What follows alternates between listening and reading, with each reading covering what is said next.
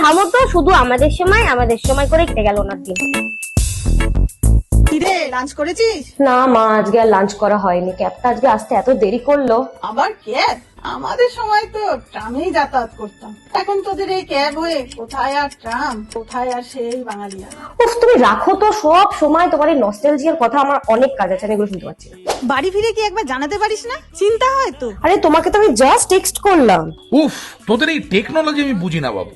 আমাদের সময় তো আমরা চিঠি। এই একদম না, খালি আমাদের সময় এইসব কথা আমি আর শুনতে পাচ্ছি না। কারণ তোদের এই জেনারেশন তো সব ঐতিহ্যই ভুলে যাচ্ছে, সবই তো টেকনোলজি দিয়ে শর্টকাট। আরে কিন্তু টেকনোলজি দিয়েই তো তুমি আবার পুরোনো দিনে ফিরে যেতে পারো। তুমি বলেছিলে না তোমার ট্রামের সঙ্গে ছবি তোলার খুব ইচ্ছে, এখন এআই দিয়ে সেটাও পসিবল। কি?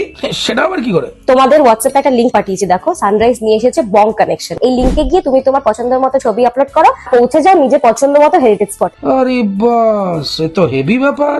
এই আমায় কিন্তু বেশ ইয়াং লাগছে বস, সেই পুরনো আমি। আর তোমরা কিসের ওয়েট করছো? লিংকে গিয়ে তৈরি করে ফেলো তোমার বং গ্লো আপ, আর সেই ছবি আপলোড করো tagging sunrise pure and using hashtag sunrise bong connection.